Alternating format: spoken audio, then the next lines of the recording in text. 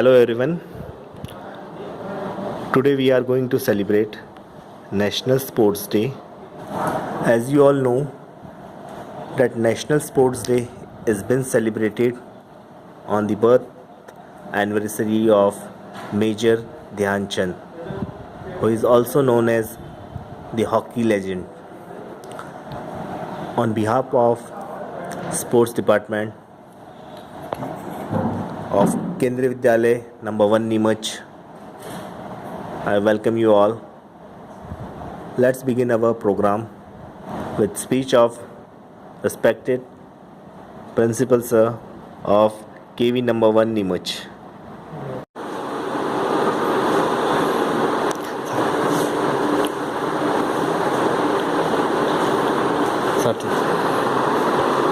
Good morning teachers and my dear students. Today we are celebrating National Sports Day with great enthusiasm. We celebrate National Sports Day in the memory of hockey legend Major Dhyan Chand. I would motivate all the students to participate in games and sports and make coordination with sports and studies. National Sports Day is a day to celebrate the remarkable achievements of all those exemplary sports persons who have represented India in various sports and made our nation proud. Their tenacity and determination are our outstanding. May anyone be happy and healthy. Sports and games makes healthy and wealthy each and every student. I again appreciate the efforts of Major Dhyan Chand in the game hockey. He was legendary player of India. Thank you. Now I request Arpit to share his views regarding this day. Arpit, please. This is not a game of hockey but magic. Major Dhyan Chand is in fact the magician of hockey. Good afternoon teachers and my dear friends. Today we are celebrating National Sports Day with great enthusiasm.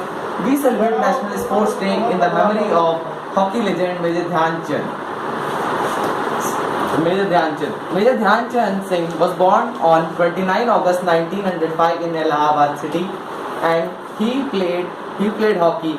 He was motivated by Subedar Major Tiwari, and he played hockey under his supervision. So to give real tribute, the government of India started celebrating National Sports Day in 2012, and the National Stadium of Delhi was renamed as Major Dhyan Chand Singh Stadium to give real tribute to him. The Indian Postal Department also paid tribute to Major Dhyan Chand Singh by issuing stamps in honor of him. Thank you so much. Thank you, Arpit.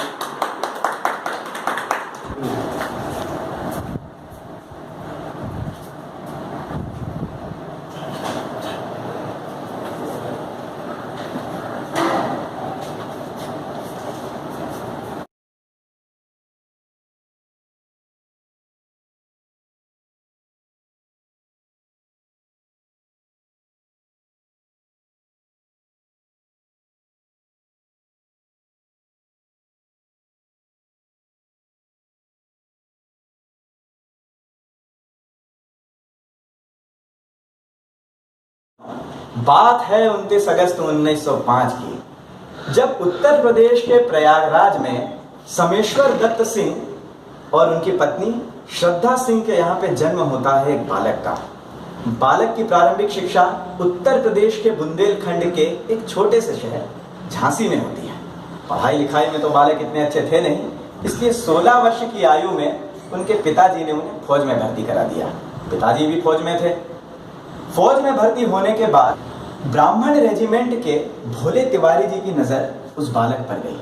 उन्होंने देखा कि इसमें तो एक अद्भुत प्रतिभा है, और यहीं से इस बालक की दशा और दिशा दोनों ही परिवर्तित हो गई। भोले तिवारी जी के नेतृत्व में इस बालक ने हॉकी खेलना प्रारंभ किया। हॉकी का जुनून इस बालक में इतना कि दिन में ही नहीं ये रात में भी ड्रिबलिंग का अभ्यास किया करते थे। इसलिए इनके साथियों ने इनके नाम के आगे चंद्र लगा दिया, जो आगे जाके चंद बन गया। पंजाब रेजिमेंट का यह बालक सिपाही से मेजर तक का सफर तय करता है और आगे जाके यही चंद्र से चंद बना मेजर ध्यानचंद के नाम से प्रसिद्ध होते हैं। कितनी ही किंवदंतियां और कितनी ही कहानियां इनके साथ जुड़ी हुई हैं। कहते हैं कि मेजर की ड्रिबलिंग की दुनिया दीवानी थी। लोहे की पटरी पे कई किलोमीटर तक ये लगातार ड्रिबल करते हुए बॉल को ले जाया करते थे। कई बार तो दुनिया की नज़र इनके हॉकी पे भी गई। कहा कि कहीं अंदर चुंबक तो नहीं लगा लिया है। कई लोगों ने बोला शायद गोंद चिपका के आते हो। अरे भैया, चुंबक चिपकाए होते तो वो तो धातु को आकर्षित करता है, लेकिन जितनी ही किंवदंतियां जिस खिलाड़ी के साथ होती हैं वो शायद उतना ही महान होता है। बात करें 1928 की, ये भी तय नहीं हो पा रहा था कि भारतीय टीम ओलंपिक में खेलने जा रही है कि नहीं जा रही है, लेकिन अंतोगत्वा वो चली गई और ऐसी गई कि फाइनल तक पहुंची। भारतीय टीम ने खेला भर नहीं, फाइनल तक पहुंचे और फाइनल में मेजर ध्यानचंद 102 बुखार से पीड़ित थे, लेकिन उसके बाद भी उन्होंने हिम्मत नहीं हारी और 3 गोल किए और भारत वो मुकाबला 0-3 से जीता। मेजर ध्यानचंद का यह जज्बा केवल हॉकी तक ही सीमित नहीं था, बल्कि भारत को अन्य खेलों में भी अंतरराष्ट्रीय स्तर पर प्रतिनिधित्व कराने की क्षमता का एक शुभारंभ था। वहां से भारत की खेलों की गंगा का उद्गम हुआ था। उसके बाद 1932 में भारत ने अमेरिका को 24-0 से हराया। लेकिन सबसे मजेदार तो किस्सा है 1936 का।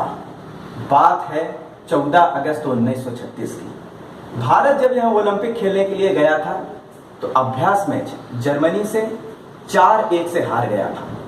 मेजर ध्यानचंद अपनी आत्मकथा में बोलते हैं कि यह हार उनके जीवन की सबसे बड़ी हार थी और बोला करते थे कि मरते दम तक वो इस हार को नहीं भूल पाएंगे।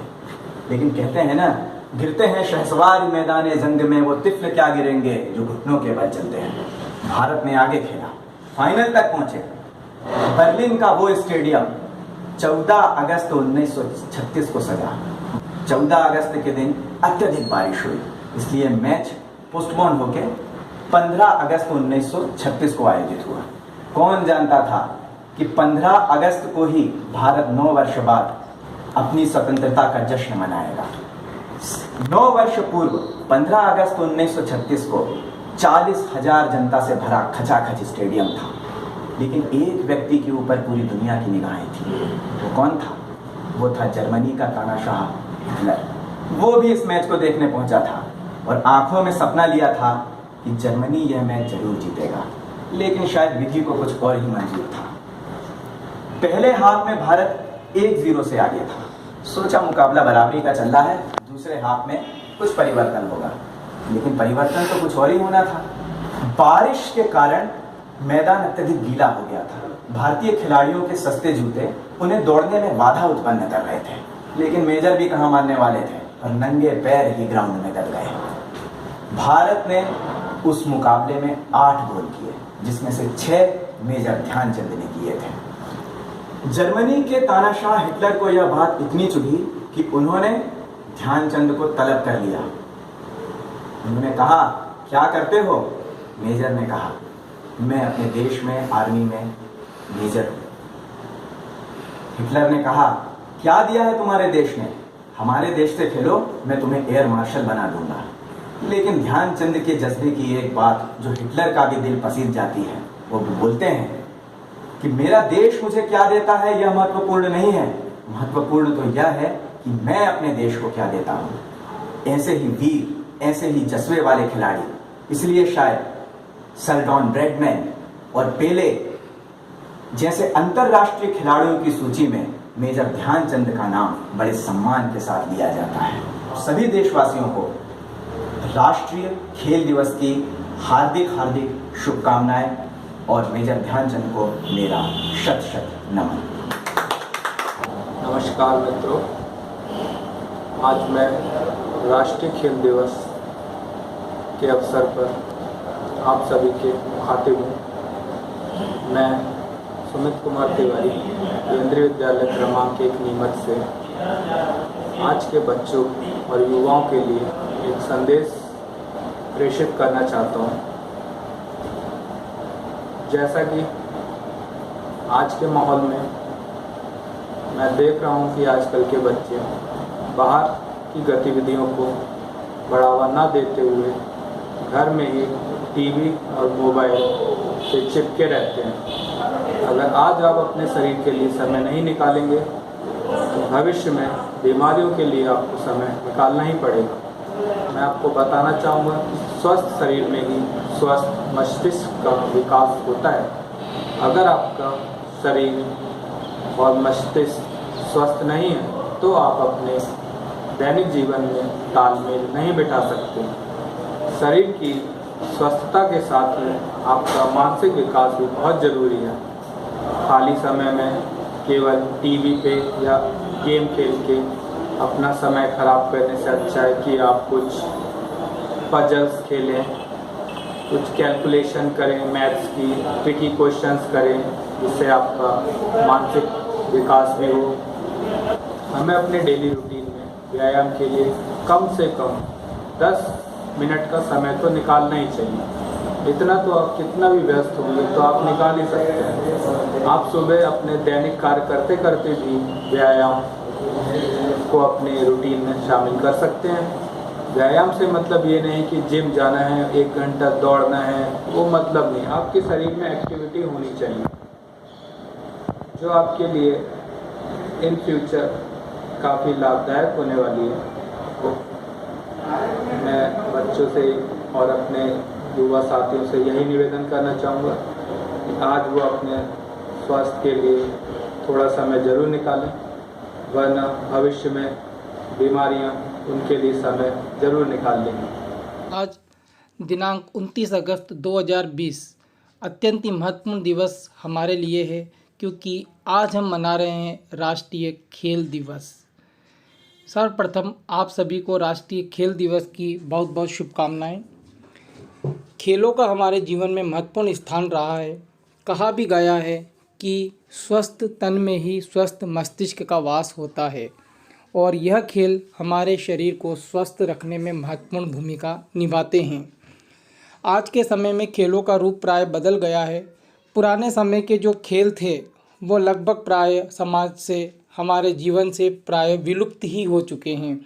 गिल्ली डंडा, छिपन छिपाई, साथ ही लंगड़ी टांग, ऐसे अनेक खेल पुराने समय में खेले जाते थे, जिसमें शरीर का महत्वपूर्ण योगदान होता था। इससे हमारा शरीर स्वस्थ रहता था, चुस्त रहता था, फुर्तीला रहता था और ऊर्जा का संचार होता था।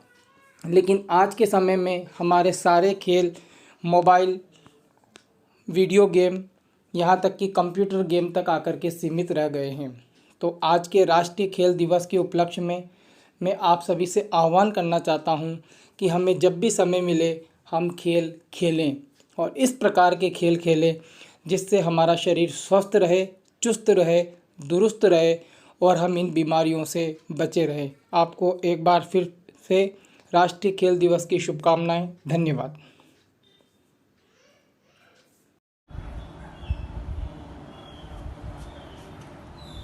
मित्रों, आज ध्यानचंद जी का जन्म दिवस है, जिसको हम राष्ट्रीय खेल दिवस के रूप में मना रहे हैं। हर व्यक्ति को कम से कम एक खेल से जुड़ना चाहिए। पर्यावरण और खेल से सदैव व्यक्ति को जुड़े रहना चाहिए। खेल जो है हमारी ज़िंदगी का एक महत्वपूर्ण हिस्सा है। जो व्यक्ति खेल और पर्यावरण से जुड़े रहते हैं वो ज़िंदगी में स्वस्थ और दीर्घायु होते हैं। अपने जीवन को सफल और दीर्घायु बनाने के लिए, अपने देश को आगे बढ़ाने के लिए और देश की सेवा करने के लिए जब तक व्यक्ति स्वस्थ नहीं होंगे और हेल्दी नहीं होंगे तब तक वो देश की सेवा अच्छी तरह से कर नहीं पाएंगे। इसलिए आज के दिन हम ये प्रण लें, प्रतिज्ञा लें कि हम सभी कम से कम एक खेल से जरूर जुड़ें, एक खेल को अपने जीवन का हिस्सा बनाएं और पर्यावरण से जुड़े रहें। और कम से कम प्रधानमंत्री जी ने जैसे कहा है कि 5 पौधे हर व्यक्ति को लगाना चाहिए, तो हम कहता हूँ कि प्रधानमंत्री के बताए हुए मार्ग के ऊपर चल करके हमें ज़िंदगी में 5 पौधे कम से कम, और इस वर्षा काल ऋतु में कम से कम हम 5 पौधे लगाएं, जिससे पर्यावरण का संतुलन बना रहे और हमारा देश स्वच्छ और स्वस्थ बना रहे। जय हिंद, जय भारत। नमस्कार।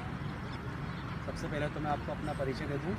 मेरा नाम बाबूराम क्षत्रिय है और मैं पिछले 22 सालों से जिला हॉकी संघ नीमच से जुड़ा हुआ हूं और सभी नीमच के बच्चों को मैं हॉकी सिखाता हूं। 29 अगस्त मेजर ध्यानचंद, जो कि एक बहुत ही बड़े हॉकी के जादूगर थे और पूरे विश्व में बहुत ही मशहूर थे मेजर ध्यानचंद के नाम से, और इनके जन्म दिवस के उपलक्ष्य में पूरे भारतवर्ष को खेल दिवस के नाम पर घोषित कर रखा है 29 अगस्त को, जिसमें सभी भारतवर्ष के सभी स्कूल, कॉलेज और सभी एकेडमी में इस दिन में प्रतियोगिता होती है।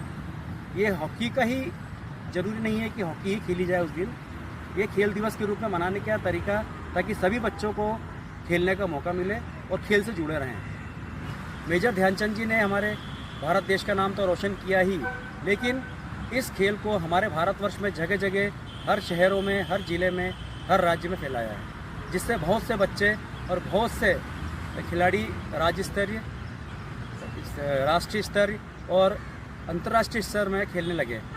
जैसा कि मैं बताना चाहूँगा आपको कि हमारे खेल में पहले ये कहा जाता था कि पढ़ोगे लिखोगे बनोगे नवाब और खेलोगे कूदोगे बनोगे खराब, लेकिन ये पद्धति जब ये इन्होंने लागू करी और ये जब कहावत थी, तो बच्चों ने जब इसको अमल किया, तभी इसी साल बहुत सारे बच्चे बीमारी के चपेटे में आ गए। क्योंकि अगर आपका शरीर स्वस्थ नहीं रहेगा तो आपका मन भी स्वस्थ नहीं रहेगा और आपका जो मस्तिष्क है वो भी एक स्थिर नहीं रहेगा। तो इसलिए कम से कम 1 घंटा अपने शरीर को रोज़ाना दें, और शरीर को रोज़ अगर आप 1 घंटा देते हैं तो आप कभी भी जीवन में बीमारी की अवस्था में नहीं आएंगे। दूसरी बात यह है कि मैं जो आपको ये जानकारी दे रहा हूँ, मैं केंद्रीय विद्यालय नीमच में कोच के पद पे, हॉकी कोच के पद पे कार्यरत हूँ। मैं आपको केवी नंबर 1 नीमच के बारे में कुछ बताना चाहता हूँ, क्योंकि मैंने वहाँ पे भी कुछ समय कार्य करा है, कुछ सालों। तो वहाँ का जो रिज़ल्ट, वहाँ के जो परिणाम वो कुछ इस प्रकार रहे हैं, क्योंकि 1 साल जब मैंने करा था तब कुछ बच्चे, 2 या 3 बच्चे ही नेशनल गए थे, लेकिन लगातार 4 साल तक हमारे चारों ग्रुप के बच्चों ने रीजनल लेवल पर गोल्ड मेडल जीता, लगातार 4 साल तक। और कम से कम 200 बच्चे नेशनल खेले हैं और 50 बच्चे जो है अपने SG5 में सिलेक्ट हुए हैं। और इसी के साथ हमारे स्कूल का भी काफ़ी अच्छा खेल में प्राचार्य महोदय की रुचि रहती है और सभी बच्चों को सभी चीज़ की सुविधाएं समय समय पर मिलती है, जिससे बच्चों को खेलने का मौका मिलता है और आगे बढ़ते हैं।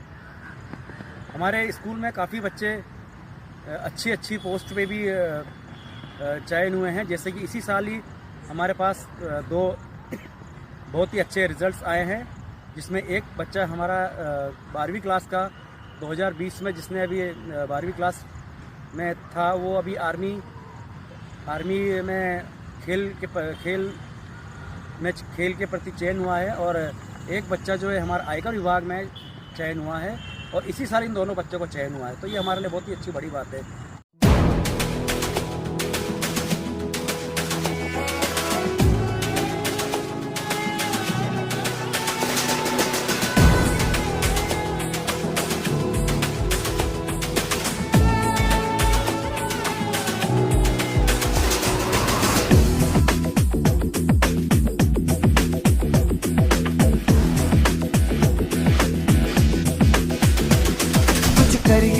कुछ करिए, नस नस मेरी खोले, हाय कुछ करिए,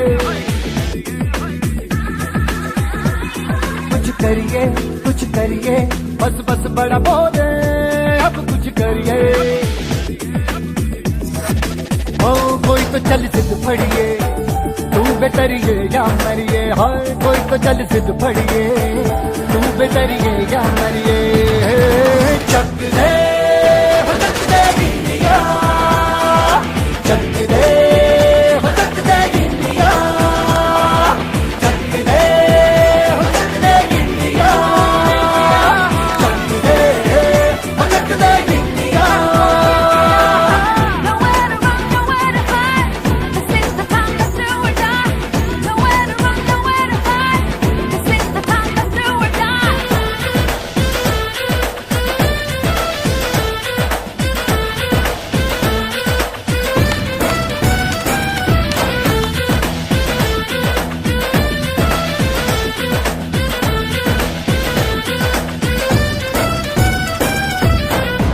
चर्चों में गलियों में, राशन की फलियों में, बैलों में बीजों में, ईदों में दीजों में, रेतों के दानों में, फिल्मों के गानों में, सड़कों के गड्ढों में, बातों के अड्डों में, भूखा रोज भर ले 10-12 बार कर ले, रहना न यार पीछे कितना भी कोई